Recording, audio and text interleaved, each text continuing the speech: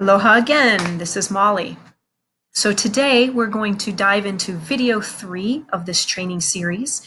We're going to be going over the final two sources of energy, which is the mind and the human spirit. So the first technique and strategy that I want to tell you about today about focusing your energy is one of the greatest techniques I have learned thus far on increasing productivity and helping to make your day just flow in a way you've never experienced before. So this technique is called an ultradian sprint. And what it means is when you shift your attention from one task to another. So like, let's say you're working on a project and an email pops into your inbox and you see the little ding, you go off in the little alert, and you stop what you're doing and you click on that. You want to see what it is. When you stop to answer that email or a phone call comes in, it increases the amount of time necessary to finish the project that you are working on, your primary task, by as much as 25%. So this phenomenon is known as switching time. And it means a huge loss in productivity and the amount of work that you're able to get done in a day. So in order to create a situation where you're more efficient and more productive, you need to fully focus for 90 to 120 minutes, then take a true break, and then when you move forward, fully focus on the next activity. And this, I know, is easier said than done, but something needs to be done because a full 90% of managers squander their time in all sorts of ineffective activities. That is an incredibly high percentage. And I don't know about you, but if I went through my day where every day 90% of my time was squandered, I would be very frustrated by that. So you can take charge of it. And one of the best tools that I have found for helping you to stay focused when you're in an ultradian sprint is Focus Booster. Focus Booster was one of the top 4 productivity tools that I recommended in my first video series, training series on my website that you can sign up for. It's video number 1. And what it is you can set the timer for 25 to maybe 45 minutes, and where you turn off all your distractions, your email, your phone, shut your door, whatever you have to do, make it clear that you are not available, and you set that timer and work straight for that 45 minutes. Then it'll reset itself for 5 minutes, take a short 5-minute break, and then back onto the next sprint. And after a few rounds of that, so when you get to a full focus time frame of 90 to 120 minutes, then you're going to take a true break, which is going to be probably about 15 minutes at least. And this is an ultradian sprint. Highly recommended. You should start it as soon as possible. And it's best to do ultradian sprints depending on you, but most people work more efficiently in the mornings, first thing in the morning when they're fresh.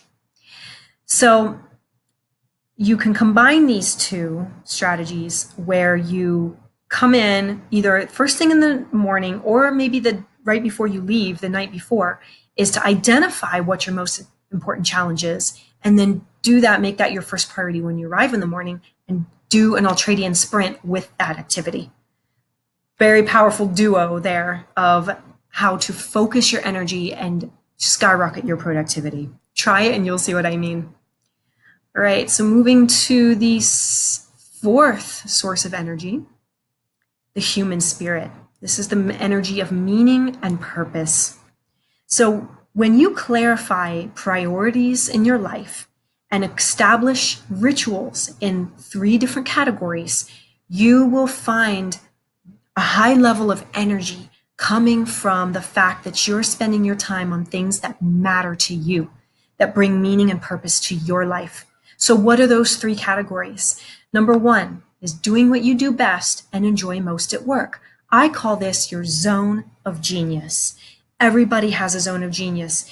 It is that thing that no one else can do quite like you, where it comes easily and naturally to you, that when you're doing that thing, you're in this state of flow where time tends to slow down or even stop. You just are fully focused, you're not thinking of anything else, and you are exceedingly good at it.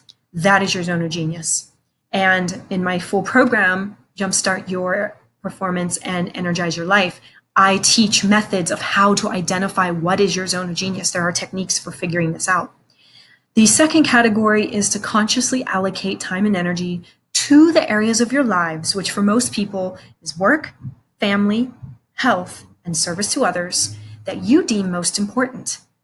Unless you have a balanced life where all 4 of these areas of your life get some sort of time and energy, you will not be very happy or fulfilled. So you need to allocate time to those areas. Again, I know easier said than done in a lot of ways. In my full program, I teach a lot of methods for how you can do this. And then the third category is living your personal core values in your daily behaviors. Just like companies have core values, you can have your own personal core values. And it's also known as living in congruence. When you're congruent with what you believe is true about you and who you are as a person, and you're congruent in your actions with those core values, you're much happier and more fulfilled. So how do you uncover your core values? Here is a way you can do it. So you want to ask yourself questions that are revealing, such as, what are the qualities that I find most off-putting when I see them in others? So by describing what you can't stand in other people, you will unintentionally realize what you do stand for. This is an interesting reverse psychology approach of figuring out what your core values are. So if you, like for me, one of the qualities I find most off-putting in others is when they have no respect for the time of others. So when people are always late for meetings, or they say they're going to do something by a certain time and they just simply don't, I find that very off-putting. So now I know that I stand for integrity and respecting others' time. So that's just an example of how you can use this technique. And so to discover areas of strength, so to help you discover a little bit more about your zone of genius, here's some ways you can do that. So recall at least 2 work experiences in the past several months during which you found yourself in your sweet spot or in flow, right? Like I mentioned earlier, feeling effective, effortlessly absorbed, inspired, and fulfilled, right? We've all been in this state before. So think about in the last 2 months when you were there, and then deconstruct that experience to understand what it was precisely that was energizing you so positively and what talents you were drawing upon, right? Then third, you want to establish a ritual around that talent or talents that will encourage you to do more of exactly that kind of activity at work. So one of my examples of this was when I was in flow recently. I was designing my website, and I mean, I was in the zone. Hours were going by, I didn't even realize it. And when I think about the experience, I think what energized me so positively was the creativity. I absolutely loved, with the fonts and the colors and the pictures and the organizing of the page. And that the talent I was drawing upon was my artistic flair that I have. And so my ritual to do more of that kind of activity at work is to continue to design my own marketing and websites and other things where I get to use that creativity. So that's just an example in my life of how you can to better understand this ritual, this strategy, and how to use it in your life. So hope you enjoyed going over the final 2 sources of energy, the human spirit and the focus of mind.